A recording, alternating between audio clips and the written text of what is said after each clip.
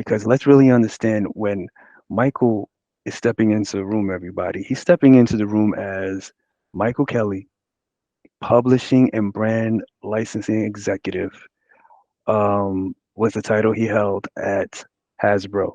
Um, and you were the vice president of global publishing at Hasbro, correct? That's correct. Yep. And so you're stepping into a room with all these titles, with years of experience. You were at Hasbro 17 years. But then at the same time, you said, I know my limitations. Like, like that just makes people feel so comfortable. So like, oh, okay, did you ever feel like that coming into the room? Like, hey guys, this is what I'm good at. This is not what I'm good at. Do you think it's important for leaders to communicate that clearly and be comfortable in that? Yeah, I do. I think the biggest mistake that sometimes people make is thinking that they have to have all the answers. I mean, you walk into a room and you're like, oh, I have this title, or this is the expectation my boss has of me. I need to have all the answers.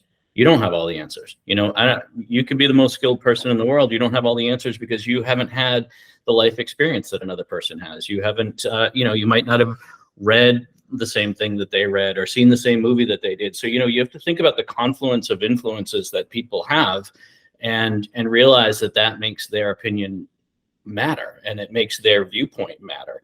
And I think it's really important to embrace that and find the strengths in the room because, no successful project really comes down to a single human being. It's almost always a team effort. And the job is finding those team members that have the passion, have the ability, and share the vision, and making sure that you're helping them realize their best potential. So, I think that's the most important part of it is ensuring that people feel that they're being heard, that their opinions matter, that their creativity is valued. That's how you achieve success. Wow. I love it. I love it. Um, I think I agree with you. I think you're 100% right. You said something else there about leadership. You said it's important for leaders to listen and understand that your team members understand that their opinions are being valued. Um, I love it. It's such a leading from, you know, a perspective and angle of support. I love that because it's like, you know, you talked about, okay, my job as a leader is to support you, help you reach your highest potential, and listen to you. Where that's a big difference between a leader and a manager. Where a manager sometimes is like, not saying we have some good managers out there, but sometimes a manager is like, the importance is that you're listening to me and you're carrying out my directives. In your vast experience in corporate, what do you think is the difference between a leader and a manager? Well, I think, for me, it's important to be clear that, in my view, both are valuable, right? I mean, Mhm. and both can be taken to an extreme that can also be negative, right? So, I think it's important to realize where one stops and the other begins, I guess is the best way for me to put it. But, I think about, a manager's job, I feel, is to make sure the task continues to move forward, right? Because and even I, even at the level of VP overseeing, a big team and multiple publishers and a lot of storylines that were all going at the same time, I needed somebody once in a while to step in and say, guardrails broke and you're flying through space right now. And you kind of need that grounding. You need a person who's really solid, who understands schedules, who understands the process. A really good project manager is so vital to any creative endeavor.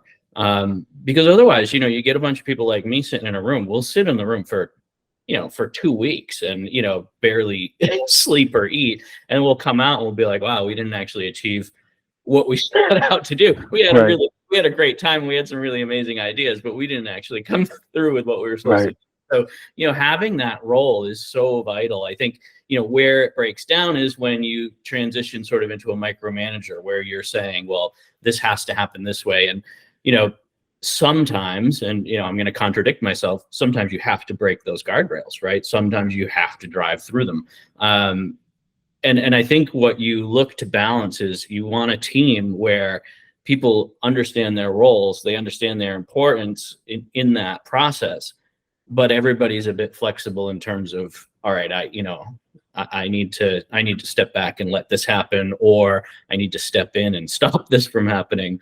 But again, leader, I think that the most important thing about leadership is being really clear about the vision, really, articulate that well in a way that people understand. And when I say that, it's important to remember that people understand things in different ways, right? So you have to know what each Mm, person on your team, or your expanded group, how they communicate, how they absorb information, and you have to try and tailor your message to them and to the way that they learn and absorb things. So it's a big job. The other part, though, that's important, obviously, is you have to be aspirational, right? You have to, I think, inspire people to believe that they're part of something bigger, that they can be passionate about, that they're excited about, and that they want to put everything that they have into it. And that comes from trust. It comes from building that mutual respect that I talked about before, in terms of listening to people and accepting their ideas and their uniqueness, and then driving it forward. And at the end of the day, the difference, I think, between a really great leader and a leader who struggles is you have to convert all of that into success. beautifully said. Um, Michael, you really gave me some insight there, because you mentioned it's important when you're in a room and you're leading a team. And part of the importance of being a leader is understanding the cognitive differences in everybody as far as how they learn. And I think that's amazing. Taking time to really learn how each member of your team learns. Um, how does you being a father, because kids learn in different ways too, right? And especially if you have multiple children, the way one child learns is highly different when it comes to how another child learns, right? So how does the lessons you've learned in fatherhood apply to the lessons of leading in corporate?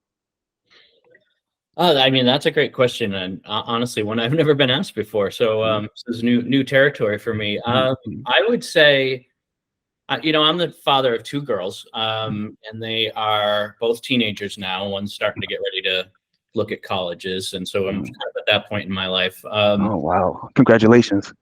Thank you. And I would say, the thing that's really interesting is, to your point, is watching how they have grown and evolved, because in a lot of ways you could not have two kids that are more different from each other. You'd think that, okay, well, they've got the same parents, they get the same DNA, basically. They're raised in the same environment, they're going to be pretty much the same. Nothing could be further from the truth, right? I mean, we've got these two wonderful kids who are both amazing in their own way, but they're 180 degrees from each other, and it's just really Wow. remarkable to see that, and to realize really early on, from that point where they start developing, and you really start to see that personality for the first time, how you're going to have to adjust everything that you learned on the first child, just throw it out the window, right? Because it's not going to work. So Wow. I think it's really, it certainly, I think, back and forth, does it apply? Yeah, it does, because you're having sort of this firsthand experience of the development of a human being.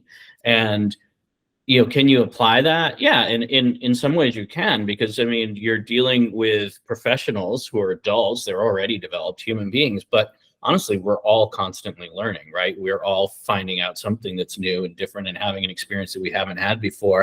And we're going to react in the way that we are conditioned to react to it. So I think, seeing that, especially, in through the experiences of my kids as they've grown up, you really, I think, develop a greater level of empathy and compassion for what people are going through, and just bring that to the table. Beautifully said. Beautifully said. Um, you said a key word that I love, empathy.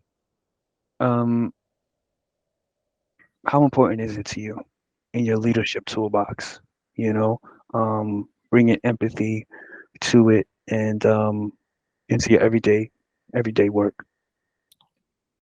I think it's the single most important aspect that a human being can bring to their work, right? I mean, I think if you don't have empathy for the people that you're working with, that you're working for, that you're working around, you're going to struggle. You're going to struggle because you're not taking into account what they might be going through, what they're dealing with. Um, and you just don't know. You know this top level. You know what you're going through with them. You know what's going on in your own life, but you don't know what's going on in theirs and how that might affect the way that they're reacting to things. And it comes down to a lot of just, again, listening, and I think being observant, as much as you can be. And it gets easier as you work with people for a longer period of time. I mean, I had the great fortune of working with a phenomenal team at Hasbro on the publishing business, many of whom I worked with for 15, 16 of the 17 years that I was there. And you become your own sort of family when it gets to be like that, right? What's going on in each other's lives to a degree, but even then, you still have to be perceptive. You still have to be aware. And I think at the end of the day, you hear a lot in kind of management training and things like that people don't leave a company, they leave a boss, right? They leave a man. Mm, Um, mm, and I think if you want to build a team that is inspired and determined and will persevere through challenging times, you have to have empathy as one of your top traits, because they need to believe that they are, again, that they are seen, that they are valued, that you understand that they're going to have bad days and good days, and that you are going to protect them when they need it. And I think that's mm, really vital, really vital. mm. I love it. I love it. I love it. Okay. Wow. Love it.